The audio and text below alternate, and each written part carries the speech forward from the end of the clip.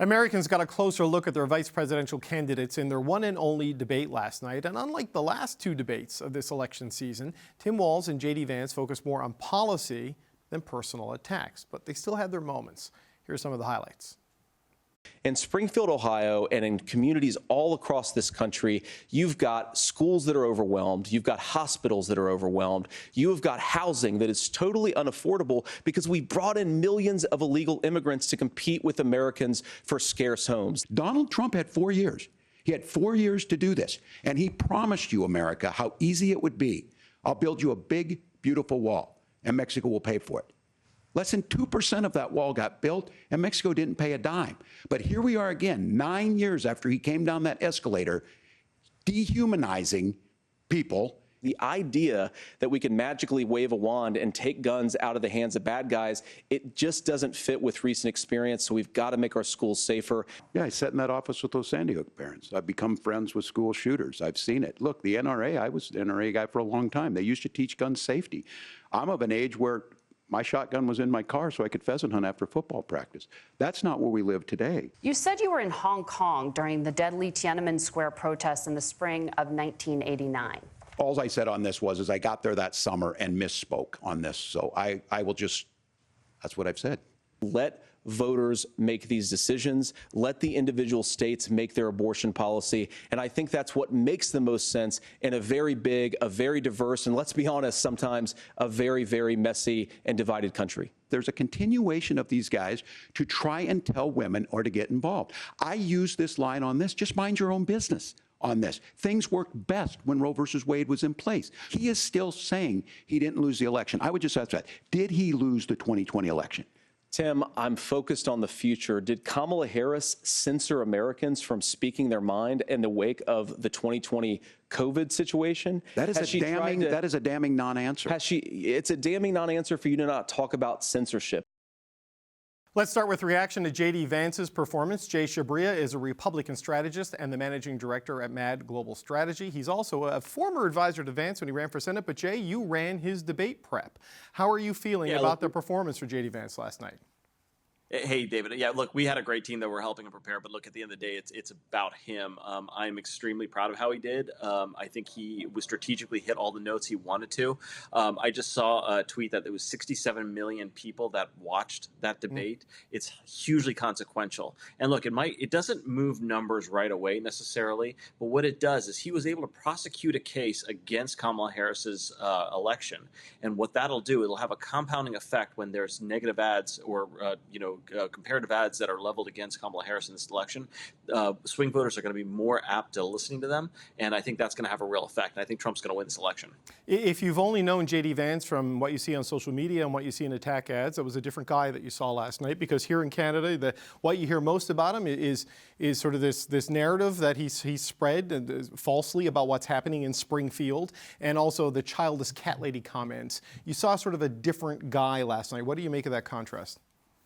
Well, look, we went through this in his Senate race as well, too. There's a big caricature made of him by your colleagues in the American media, and I think your colleagues in Canadian media as well, too. He has many layers. He has great depth, and debates absolutely show his ability to actually have command of the issues, show his voice, and really bring out the characteristics that actually endeared him to much of the public in the beginning.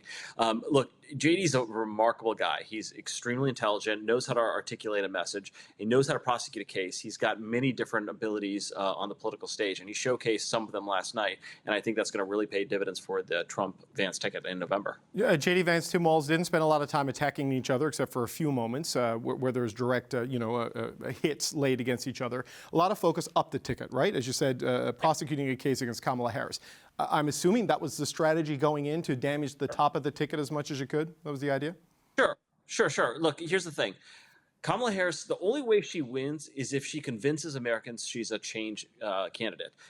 Americans are very frustrated by the cost of living, by the southern border. Those are things that Biden and Harris really own. She has gone for the last month since she's been picked for the top of the ticket, trying to run away from that, but trying to have her cake and eat it too. JD's job last night was to make sure that people understood that for 3.5 years she's had that job as the vice president, and she's got the power to knock on the door of the Oval Office and actually demand some other things happen. And I think he effectively did that, question after question after question. And again, I think that's what's going to be really the big issues here in the next 30 days, because this is really a change election. People want to get away from the policies that are currently there. And I think JD was able to showcase why that is the case. There was a moment there, though, where Tim Walz did go at him about January 6th and Donald Trump's refusal to accept the result of the last election. And J.D. Vance even saying in the past that he might not have certified the electors and instead allowed a debate to happen there. And he wouldn't answer the question of whether Donald Trump lost, and Walz called it a damning non-answer. Does a moment like that stick? This is a question that I mean this sincerely, that only academics, the media, people in California, and people in New York care about. This is not something that affects daily Americans. It does not. In the 6 or 7 swing states, you will never talk about this, except for the hard left. They will care about this. But in terms of the swing voters and moderates, they do not care about this issue. So yeah, you're seeing a lot of, in American news media today, especially on the liberal TV networks, they're talking a lot about this because they deeply care about this. But this is pearl clutching, and it's not something that's going to drive this election. Is it pearl clutching, though? Like, look, I'm gonna fall right into your trap now of the media making this an issue. You are. But you saw what happened on January 6th. I saw what happened on January 6th. Yeah, it was a terrible moment, right? And if the former president still refuses to acknowledge that he lost, we've got another election coming, that's a problem, isn't it? David, you guys want to talk about this. We've moved on. And what I'm telling you is this. When you talk about things like this all the time, and that's fine, it's a legitimate issue. You're allowed to do that. But you're still ignoring what most people feel in this country. And that is the fact that their groceries have gone up sometimes 120% in the last 4 years, and they cannot put food on the table. They care about immigration. So when you make fun of the Haitian story, or your colleagues make fun of the Haitian story, you don't talk about the tax services, the issues in the schools that they're having. These are real problems that Americans are facing every day, and that's what J.D. Vance talked about. That's really the only place that this is ever an issue is in the newsrooms in the United States of America, and apparently Canada as well. Well, look, on the Haitian thing, it's also an issue in Springfield, where they've had bomb threats. They've had to bring in, Can I address that? Yeah, Can I address that? Sure. All bomb threats are foreign. All the bomb threats are from foreign. If you are not allowed to raise issues, there's a problem. And look, even the mayor here in Springfield, he owns rental properties. You know who buys those rental properties or living in those rental properties? Haitians. Look, I'm not saying that there's not what my argument here is that there are major issues, and I'm telling you right now, the media has never covered the real part of the story. They covered the cats, sure, because it was clickbait for them, but they never covered the real story. And there is a big problem, and this is happening in communities all across the country where there's mass migration and problems assimilating, and people taking people's jobs, and the leaders not actually trying to fix the problems. They're getting cheap labor, and instead of trying to fix the problems in their communities. And that's really at the heart of it, what the Vance and Trump ticket, the Trump-Vance ticket is all about. Right. Well, look, the New York Times had done some reporting on what was happening in Springfield prior to the cat thing even becoming a thing, right? But look, I want to play this clip though from last night where it was brought up, and this is what happened after J.D. Vance was talking about the Haitian migrants in Springfield, Ohio. Just get your reaction to this clip. And just to clarify for our viewers, Springfield, Ohio does have a large number of Haitian migrants who have legal status. Margaret, the rules were that you guys weren't going to fact check. And since you're fact checking me, I think it's important to say what's actually going on. Okay, on that, Jay, a lot of the Democrats are seizing on that moment. They're complaining about the fact check. Please, I want them to. Okay, why? Two things. One is there were the rules that there was not going to be this constant fact checking because the moderators aren't they don't hold a monopoly on the truth. There are actual things that they're just absolutely wrong about, and that this is one of them. The fact that JD was able to go in there toe to toe with them and actually start to explain it. They had to cut his mic because they did not want him to tell the truth about this. There's this thing called temporary protective status, which basically gives the government the ability to wave a magic wand and make them legal immigrants. And that is a big policy issue. We would love to talk about this all day long because it's a winner. But when the moderators cut the mic and don't let you explain it, that's a problem. But at the end of the day, JD won this debate hands down. I think that's pretty much the narrative here, and he's going to help Trump win the election in November. Right. Well, the temporary protected status is in place for a lot of the Haitians because of the political instability. It was delivered post-earthquake because you couldn't send them back to their country because of the challenges that they would face there. Look, there's a lot of reasons, Yeah. David. You can again, you can have an argument about this, but let's have the actual discussion about it. But don't pretend. We cannot pretend at the end of the day that this is not something that was basically contrived. And there's a lot of reasons, and also this temporary protected status can also extend a whole bunch of different things. It's a legitimate debate, and we should be allowed to have it. But what I would tell you is that the media and the elites don't want to have it because they just want to basically say open borders. Okay, one last question. In the presidential debate between Trump and Harris, she really attacked the former president on the issue of abortion. Tim Walz, who had an uneven night, some of his best moments came on that. What are your thoughts on, I know you say this is about the economy, but on that issue in off-cycle elections and state elections, young voters, female voters in particular, have been motivated by the issue of choice, post-Roe versus Wade. What are your thoughts on that exchange last night? Look, I think Democrats really want abortion to be the issue this campaign, but poll after poll after poll after poll, and internal polls, external polls, they all show it's not. It's the economy and immigration. And look, I actually thought in that question, on an abortion question, which almost always is tilted against Republicans, I actually think JD got the win on that one. He showed empathy. He showed contrition. I was getting texts from people that night that was the best answer Republicans ever given on it. Look, that's not going to be universally felt, but at the end of the day, I think he actually had basically a win on that issue. But that's just not the way voters look at this stuff. At the end of the day, he was able to put himself in the shoes of everyday Americans and the hardships they had. That was the basic theme of the night, and he was able to do that successfully, and I think that's what's going to pay dividends. Okay. Jai Chabria, always appreciate your insight and your media criticism. Thanks, Republican strategist. I can give that all day long. Yeah, I bet. All right, thanks, Jay. Good to talk to you. Thank you. Okay, we're going to turn now to Tim Walz and his performance in last night's debate. Democratic political strategist Antjuan Seawright joins me now. Antjuan, it's good to see you again. Thanks for being here tonight. Good to see you. Thank you for having me. So look, there was some reports going into last night that Tim Walz was nervous, seemed a bit uneven and shaky from the start. What are your thoughts on how he did? Well, it was a big night. I thought he did no harm, did not commit any fouls, and that's what you want in a vice presidential debate. I think he did a great job of demonstrating to the American people he's ready to lead on day one. If you looked at some of the post-debate polls, the CNN poll says he went from 4% or 8% to 24% favorability among Republicans. He increased his net favorability by 4 points. And keep in mind, he went into this as the underdog, but I think he exceeded expectations. Not only that, I think he exposed the intellectual dishonesty of Donald Trump and J.D. Vance. I think from the question of whether Donald Trump won the election or not, he continued to expose the lies about Donald Trump saving the Affordable Care Act. Most people understand that. And the conversation you were just having with the previous guests about the lies that J.D. Vance peddled, indicating that Black Haitian immigrants legally in Springfield, Ohio, were eating cats and dogs, putting those people in harm's way unexpectedly, unnecessarily, and quite frankly, all African American, because the average person cannot differentiate who's a Black Haitian immigrant or just a traditional African American.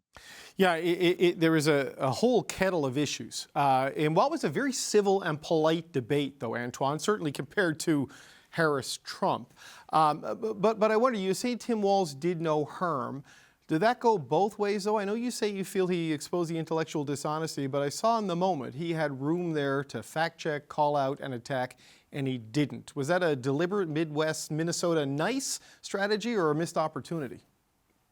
I think you have to allow candidates, even those on the ticket with you, to be who they are. That may not be his personality, and I think that's the contrast or the supplement to who Vice President Harris is, and that's okay.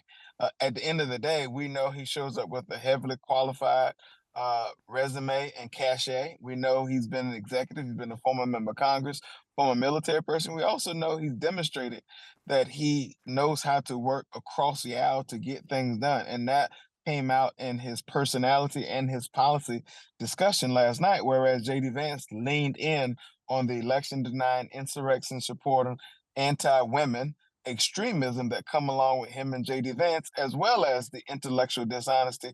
He added more and more pages to the catalog of lies that come from this ticket and this modern day Republican Party who've been hijacked by the extremists. And then the typical playbook by Trump, Vance, and modern day Republicans: when things are not going my way, I turn and blame the media and make the media the evil stepchild for calling out me for my tomfoolery. Okay, we just had a little bit of that in my last conversation with Jai Chabria, because I was asking him about who did J.D. Vance's debate prep for last night. I asked him about the January 6th answer that you've highlighted as a good moment for Tim Walz, where it was one of the moments where he did go on the attack against J.D. Vance and said that's a damning non-answer, what you said there. Jai Chabria contends that in all of the polling, this does not matter in swing states, and what happened on January 6th and the big lie, as it's called, matters to Democrats, the media, New York, and California. How do you view it? Well, I think he's been intellectually dishonest. Think about the 2020 midterms. The top two issues, according to all the polls, were reproductive freedom, a woman being trusted to make her own healthcare decisions, and democracy. All you have to do is look at all the network polling. It indicated that democracy is a top of mind issue. Even more recent polls have democracy as a top 5 issue. Why? Because there's some basic things as Americans that we agree upon. The peaceful transfer of power, our votes being cast and counted, are things that we all agree on as Americans. When it comes to reproductive freedom, reproductive justice, I heard your Republican guests, and it shows how out of touch they are with everyday Americans, because regardless of where you fall on the political sphere, you agree that freedom is a basic fundamental thing that many have fought for in this country, and we should have the right to observe and activate. That includes the freedom for a woman to be trusted with her own healthcare decisions.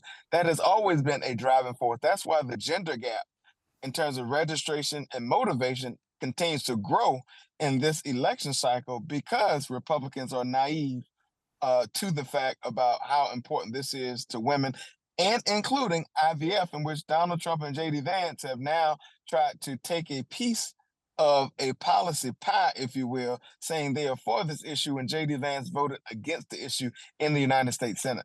Okay, I want to ask you about a moment with Tim Walz. He sort of backtracked and said he misspoke on a claim that he was in Hong Kong during the Tiananmen Square a moment in 1989.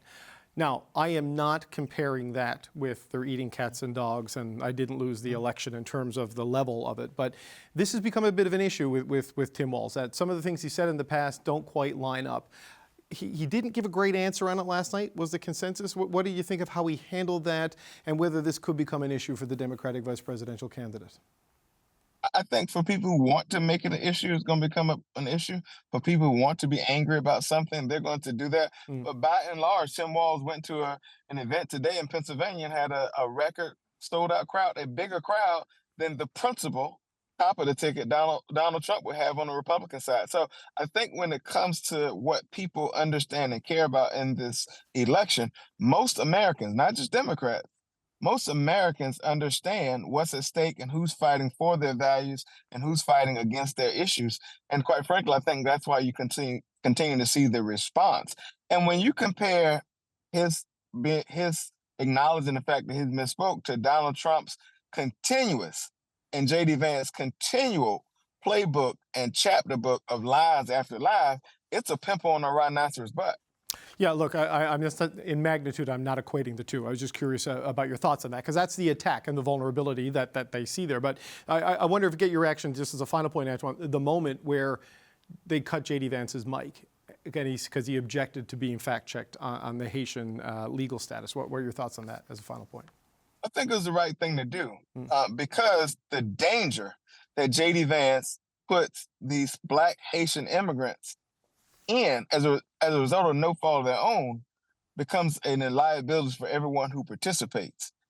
And it's not a matter of fact-checking. It's a matter of just saying, look, we're not going to be responsible for schools being shut down, for hospitals having bomb threats, for festivals and all these things that even the Republican governor agreed to stop with the dialogue. CBS doesn't want that liability, because the last debate did not hold Donald Trump accountable, and we saw what happened as a result.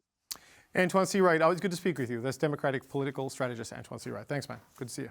Thank you.